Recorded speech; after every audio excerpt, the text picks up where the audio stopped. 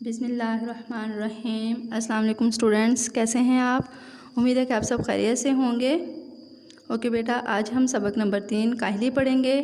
سبق پڑھنے سے پہلے ہم سبق کے مصنف کا تعارف پڑھتے ہیں۔ اس سبق کے مصنف کا نام سر سید احمد خان ہے، جو کہ 1817 میں پیدا ہوئے اور 1898 میں انہوں نے وفات پائی۔ سر سید کے مورث اعلیٰ شاہ جہاں کے عہد میں ہندوستان آئے تھے، یعنی کہ ان کے آباء و اجداد شاہ جہاں بادشاہ کا جو دور تھا اس دور میں ہندوستان میں آئے تھے۔ مغلیہ دربار کے بڑے عہدوں پر فائز رہے۔ سر سید نے رواج زمانہ کے مطابق تعلیم پائی، یعنی کہ اس زمانے میں جو تعلیم کا رواج تھا، یعنی کہ قرآن پاک کی تعلیم کا رواج تھا، انہوں نے اسی تعلیم یعنی کہ وہی تعلیم پائی۔ سب سے پہلے عدالت میں بطور سررشتہ دار کام کیا، یعنی کہ ہیڈ کلرک کے عہدے پر انہوں نے کام کیا۔ پھر ترقی کر کے مصنف ہو گئے۔ سرکاری ملازمت کے باوجود سر سید مسلمانان ہند کی اصلاح کے لیے برابر کوشاں رہے، یعنی کہ انہوں نے مسلمانوں کی اصلاح کے لیے برابر کام کیا۔ انہوں نے پہلے ایک انگریزی اسکول مراد آباد اور پھر غازی آباد میں کھولا، یعنی کہ انہوں نے 2 جگہوں پر یہ اسکول کھولے۔ 1875 میں علی گڑھ کالج کی بنیاد رکھی، جو بعد ازاں یعنی کہ بعد میں ہندی مسلمانوں کا سب سے اہم تعلیمی، سیاسی اور ادبی مرکز قرار پایا۔ انگریزی سے اردو میں تراجم ترجمے کی جمع ہے کے لیے سائنٹیفک سوسائٹی قائم کی۔ 1870 میں علمی و ادبی رسالہ تہذیب الاخلاق جاری کیا۔ اس رسالے کی پروردہ نسل یعنی کہ تربیت یافتہ نسل نے ہماری اجتماعی زندگی پر گہرے اثرات ڈالے۔ سر سید نے اردو میں مضمون کی صنف کو رواج دیا، خود کثرت سے مضامین لکھے اور اپنے رفقا سے قومی، تعلیمی، مذہبی، اخلاقی موضوعات پر مضامین لکھوائے۔ سر سید کا اسلوب نگارش سادہ، سہل، بے ساختہ اور تصنع سے پاک ہے۔ تصنع سے مطلب بناوٹ سے پاک ہے۔ سادہ، سہل، آسان۔ بابائے اردو ڈاکٹر مولوی عبدالحق کا کہنا ہے، من جملہ بے شمار احسانات کے، یعنی کہ بہت زیادہ احسانات کے باوجود جو سر سید خان نے ہماری قوم پر کیے، ان کا سب سے بڑا احسان اردو زبان پر ہے۔ انہوں نے زبان کو پستی سے نکالا، انداز بیان میں سادگی کے ساتھ وسعت پیدا کی، سنجیدہ مضامین کا ڈول ڈالا، یعنی کہ اس کی بنیاد رکھی، جدید علوم کے ترجمے کرائے، یعنی کہ انگریزی زبان کی جتنی بھی کتابیں تھیں انہوں نے تراجم کروا کے مسلمانوں کے لیے کتابوں کو سمجھنا اور پڑھنا آسان کر دیا۔ بے لاگ تنقید اور روشن خیالی سے اردو ادب میں انقلاب پیدا کیا۔ سر سید ایک بڑے مصلح یعنی کہ اصلاح کرنے والے اور معمار قوم یعنی قوم کی تعمیر کرنے والے ہونے کے علاوہ اعلیٰ درجے کے مصنف بھی تھے۔ انہوں نے چھوٹی بڑی 30 سے زائد کتابیں لکھیں۔ تقریریں، خطوط اور مضامین کے مجموعے ان کے علاوہ ہیں۔ ان کی اہم تصانیف میں اثار الصنادید، رسالہ اسباب بغاوت ہند، تبیین الکلام، خطبات احمدیہ اور تفسیر قرآن شامل ہیں۔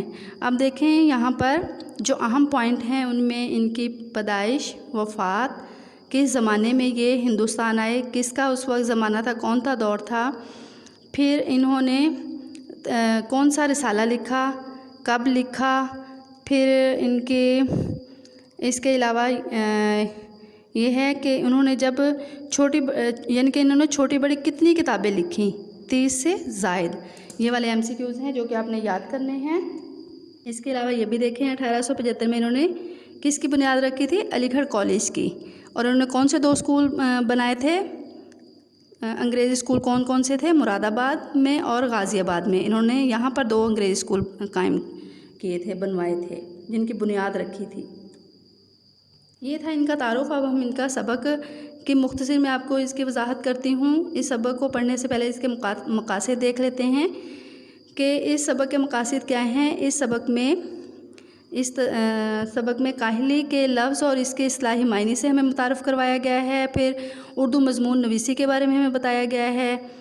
پھر اس کے علاوہ سر سید خان کی تحریروں میں اصل مقصد کیا تھا ان کی تحریروں کا، اسے ہمیں روشناس کروایا گیا ہے۔ امت مسلمہ کے زوال کے ایک اہم سبب کیا تھا؟ کاہلی تھی، اس کی بھی وضاحت کی گئی ہے اس سبق میں۔ سر سید خان کا یہ سبق کاہلی مقالات سر سید حصہ پنجم سے ماخذ ہے۔ اس کے علاوہ صنف کے لحاظ سے یہ سبق مضمون ہے۔ اس سبق میں بتایا گیا ہے کہ لفظ کاہلی کے معنی سمجھنے میں لوگ غلطی کرتے ہیں۔ عام طور پر لوگ یہ خیال کرتے ہیں کہ انسان کا اپنے ہاتھ پاؤں سے محنت نہ کرنا، کام کاج نہ کرنا اور کسی قسم کی محنت مزدوری میں چستی اور ہوشیاری سے کام نہ لینا کاہلی ہے۔ اس طرح معمول کے کام جیسے اٹھنے بیٹھنے چلنے پھرنے میں سستی کرنا کاہلی ہے، لیکن کوئی بھی شخص ہرگز یہ خیال نہیں کرتا کہ دل کی قوتوں کو بیکار چھوڑ دینا سب سے بڑی کاہلی ہے۔ سر سید احمد خان کا خیال یہ ہے کہ انسان اپنے جسم کے ظاہری اور داخلی اعضاء کو بروئے کار لائے۔ ایسا کرنے سے نہ صرف اس کے ظاہری جسمانی اعضاء محنت و مشقت کے عادی بن جائیں گے، بلکہ اس کے ساتھ ساتھ جسم کے اندرونی اعضاء بھی تقویت پائیں گے۔ دراصل انسان ظاہر اور باطن کا مجموعہ ہے۔ اس کا انحصار صرف جسم کے ظاہری اعضاء پر ہی نہیں بلکہ اندرونی اعضاء پر بھی ہے۔ اس لیے انسان کے ظاہر کے ساتھ ساتھ باطن کی اصلاح بھی ضروری ہے۔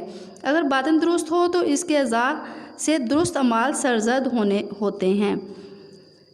اس لیے سر سید احمد خان اس بات پر زور دیتے ہیں کہ انسان کو چاہیے کہ اپنی دلی قوت کو ہر حال میں مشغول رکھے، کیونکہ اسے بیکار چھوڑ دینا سب سے بڑی کاہلی ہے۔ ضروریات زندگی کو پورا کرنے کے لیے محنت مزدوری کرنا ضروری ہے، لیکن روزی کمانا اور پیٹ بھرنے کا بندوبست کرنا یہ ایسی چیز ہے کہ انسان نہ بھی چاہے تو اسے مجبوراً محنت کرنی پڑتی ہے، اور ہاتھ پاؤں کی کاہلی اور سستی بھی ترک کرنی پڑتی ہے۔ یعنی انسان محنت و مشقت سے ہی اپنا پیٹ بھر سکتا ہے اور اپنی ضروریات کی تکمیل بھی احسن طریقے سے کر سکتا ہے۔ لوگ سست اور کاہل نہیں ہوتے جو محنت مزدوری کرتے ہیں، اس طرح وہ لوگ بھی جو کہ روزانہ محنت مزدوری کر کے گزارا کرتے ہیں سستی اور کاہلی سے محفوظ رہتے ہیں۔ چنانچہ وہ مسلسل جدوجہد اور سخت محنت کے کاموں میں لگے رہتے ہیں۔ اس لیے روزانہ کی محنت ان کی فطرت کا حصہ بن جاتی ہے، اور ہمیشہ دنیا میں وہی لوگ کامیاب ہوتے ہیں جو محنت کرتے ہیں۔ محنتی آدمی کی لوگوں میں بھی عزت و تکریم ہوتی ہے، اور کامیابی انہی کے قدم چومتی ہے جو محنت کو اپنی ذات کا حصہ بنا لیتے ہیں۔ جو لوگ محنت و مشقت نہیں کرتے انہیں اپنی روزی کی فکر بھی نہیں ہوتی، اس لیے یہ اپنی دلی صلاحیتوں کو بھی صحیح کام میں نہیں لا سکتے۔ سستی اور کاہلی ان کے مزاج کا اور مزاج کا حصہ بن جاتی ہے۔ وقت گزرنے کے ساتھ ساتھ اس کی سستی اور کاہلی کی وجہ سے ان میں جانوروں جیسی صفات پیدا ہو جاتی ہیں۔ عقل اور دانش مندی جو انسان کا تیرہ امتیاز ہے، یہ لوگ اس سے محروم رہتے ہیں۔ یہ شکل و صورت میں تو انسان ہوتے ہیں مگر صرف صفات کے لحاظ سے حیوان ہوتے ہیں، یعنی ان میں اور حیوانوں میں کوئی فرق نہیں ہوتا۔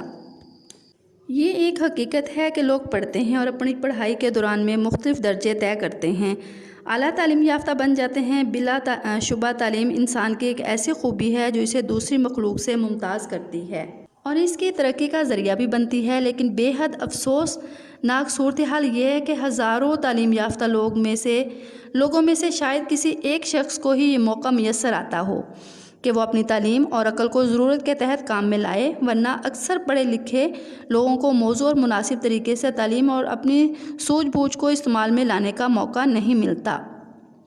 اگر کوئی انسان یہ خیال کرتا ہے کہ جب اسے اپنی تعلیم اور عقل کو استعمال کرنے کی ضرورت پڑے گی تب وہ انہیں استعمال میں لائے گا، وگرنہ یوں ہی بیکار چھوڑ دے گا، ایسا کرنے سے اس کی دل کی قوتیں یعنی ذاتی خوبیاں اور کمالات ضائع ہو جائیں گے۔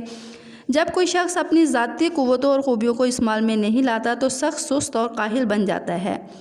وقت گزرنے کے ساتھ ساتھ اس کی یہی کاہلی اور سستی اس کے لیے وحشی پن کا باعث بنتی ہیں، کیونکہ جب کوئی شخص اپنی انسانی خوبیوں سے کام نہیں لے گا تو وہ حیوانیت کے درجے میں آ جائے گا۔ بلا شبہ انسان بھی دوسرے حیوانوں کی طرح ایک حیوان ہے۔ جب وہ اپنی دلی قوتوں کو استعمال میں نہیں لاتا اور انہیں بیکار چھوڑ دیتا ہے تو ان کی تحریک سست ہو جاتی ہے، اور پھر انسان بھی داخلی خوبیوں اور قابلیتوں کو بیکار چھوڑ دیتا ہے۔ ایسے انسان کی زندگی کا کوئی مقصد نہیں ہوتا، محض کھانا پینا اور آرام کرنا، بس ان کا یہ مقصد ہوتا ہے۔ چنانچہ انسان کے لیے انتہائی ضروری ہے کہ وہ اپنی اندرونی قوتوں اور صلاحیتوں کو زندہ رکھنے کے لیے بھرپور کوشش کرے اور اپنے دلی قوت کو بیکار نہ چھوڑے، تاکہ ان کی دلی قوتوں کو زنگ نہ لگے، زنگ آلود نہ ہوں۔ ایک ایسے انسان کی حالت کا تصور کریں کہ جس کی آمدنی اس کے اخراجات کے لیے کافی ہے، جبکہ اسے اپنے اخراجات کے لیے محنت و مشقت بھی نہیں کرنی پڑتی، تو ایسا شخص آہستہ آہستہ عیش و عشرت کی طرف مائل ہو جائے گا۔ اس کے بعد سر سید نے ہندوستان کے عمراء و جاگیرداروں اور ٹیکس نہ دینے والوں کی مثال دی ہے کہ جن کی آمدنی ان کے اخراجات سے زیادہ تھی، اس لیے انہوں نے کوئی محنت و مشقت نہ کی۔ ऐश परस्ती का शिकार होकर अपनी तमाम दिली क़ुव्वतों को बेकार छोड़ दिया, जिसकी वजह से वो जल्द ही ज़वाल का शिकार होकर आज़ादी जैसी अजीम नेमतों से हाथ धो बैठे। वो शख्स भी जो मेहनत मशक्क़त करने का आदी ना हो, वो अपनी दिली क़ुव्वतों यानी अपनी अहलियतों, सलाहियतों और ख़ूबियों को भी ज़ाया कर देगा।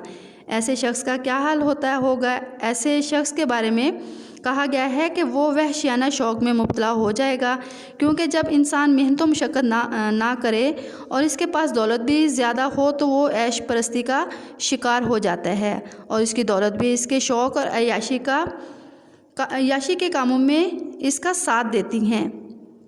ऐसा शख्स ऐशो इशरत में पड़कर मुख्तलिफ़ बुराइयों का हिस्सा भी बन जाता है।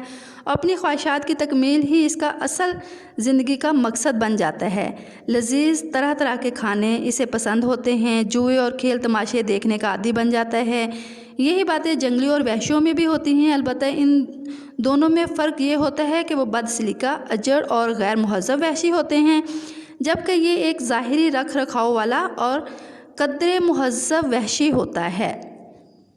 ये हकीकत है कि बरे-सग़ीर में ऐसे कामों की कमी है कि जिनमें यहाँ के मकामी लोगों को अपने दिल की क़ुव्वतों और दिमागी सलाहियतों को इस्तेमाल करने का मौका मुयस्सर आए, जबकि बरे-सग़ीर के मुकाबले में दूसरे ममालिक ख़ास तौर पर इंग्लिस्तान में बसने वालों को ऐसे बहुत से मौक़े हासिल हैं जिनमें अपने दिमागी क़ुव्वतों को बरूए कार लाते हैं और इन्हें तरक्की के भरपूर मौक़े भी मुयस्सर होते हैं। यही वजह है कि इन ममालिक का शुमार अमीर तरीन और तरक्की याफ्ता ममालिक में होता है। इसमें कोई शुबा नहीं कि अगर अंग्रेज़ों को भी जदोजहद और मेहनत की ज़रूरत ना रहे और वो शौक़ व लगन से भी महरूम हो जाएं तो बहुत जल्द इनमें भी वहशीपन आ जाएगा और मौजूदा तरक्कियों से महरूम हो जाएंगे। अगर आप मगरबी ममालिक के हालात भी तब्दील हो रहे हैं और वो भी अपने दिली और दिमागी क़ुव्वतों के इस्तेमाल में गफलत का मुज़ाहिरा कर रहे हैं और रोज़ाना के कामों में काहली और सुस्ती कर रहे हैं। अगर हमें दिल की क़ुव्वतों और अक़ली सलाहियतों को बरूए कार लाने का मौका मुयस्सर नहीं है तो हमें नाउम्मीद नहीं होना चाहिए, बल्कि मायूसी तरह करके इसकी फ़िक्र और कोशिश करनी चाहिए कि वो मौका कैसे हासिल हो सकता है और गौर करना चाहिए कि हमारी किन कोताहियों की वजह से इन मौक़ों के हसूल में नाकाम रहे हैं, ताकि आइंदा इन गलतियों से बचकर मौक़े से इस्तिफ़ादा हासिल कर सकें।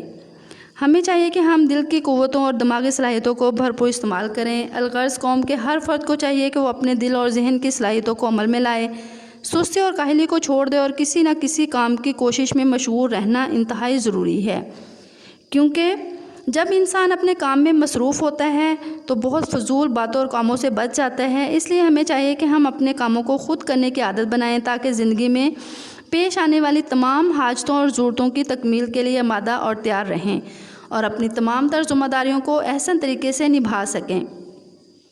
जब तक हमारी कौम काहली और सुस्ती को खैरबाद नहीं करेगी, छोड़ेगी नहीं और दिली क़ुव्वा और यानी कि दिल की क़ुव्वतों को और ज़हनी क़ुव्वतों को इस्तेमाल में नहीं लाएगी, उस वक्त तक कौम में बेहतरी नहीं आ सकती और ना ही कौम तरक्की की राहों पर गामज़न हो सकती है। इसलिए कौम के लिए, हर फ़र्द के लिए ज़रूरी है कि वो काहली छोड़कर हिम्मत और अज़म से काम ले, मेहनत को अपना शुआर बनाए, अज़म और हौसले से मुश्किलात का मुकाबला करे।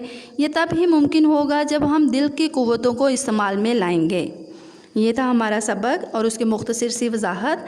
अब है इस सबक का ख़ुलासा आपने यानी कि जो आपके पास की बुक हमने आप लोगों को लगवाई हुई है वहाँ से आपने ख़ुलासा याद करना है और ख़ुलासे में दर्ज पॉइंट्स हैं जिसको आपने मार्कर के साथ लिखना है। नंबर 1 है हाथ पाँव से मेहनत ना करना, कामकाज मेहनत मजदूरी में चुस्ती ना करना, उठने बैठने चलने फिरने में सुस्ती करना काहली है। इसी में है एक लाइन छोड़ते हुए नेक्स्ट है हिवानी सिफ्त, फिर आ जाएगा इसी पैराग्राफ में हिवानी खसलत, फिर नेक्स्ट पैराग्राफ में है मुसन्निफ़ अपने हम वतनों से मुखातिब होकर कहते हैं। लास्ट लाइन है कि कौम के हर फ़र्द को चाहिए कि वो काहली को छोड़कर मेहनत को अपना शुआर बनाए। ये थे कुछ पॉइंट्स, कुछ सेंटेंसेस जो मैंने डिक्टेट किए, इसको आपने अपने ख़ुलासे में मार्कर के साथ लिखना है। इसके अलावा जब ख़ुलासा स्टार्ट करना है तो ख़ुलासा कभी भी इस तरह नहीं स्टार्ट करना कि मुसन्निफ़ कहते हैं। इस लाइन अगर आपकी बुक में है लिखी हुई तो इस लाइन को आप क्या कर देंगे, कट कर देंगे और ख़ुलासा स्टार्ट करेंगे। काहली एक ऐसा लफ्ज़ है, यहाँ से आप स्टार्ट करेंगे और फिर अपना ख़ुलासा कंप्लीट करेंगे। ओके, اب آپ کا کام کیا ہے، خلاصہ آپ نے لکھنا ہے اور اس کے الفاظ میں نے اس سبق کے یاد کرنے ہیں۔ اوکے، بیسٹ آف لک، اللہ حافظ۔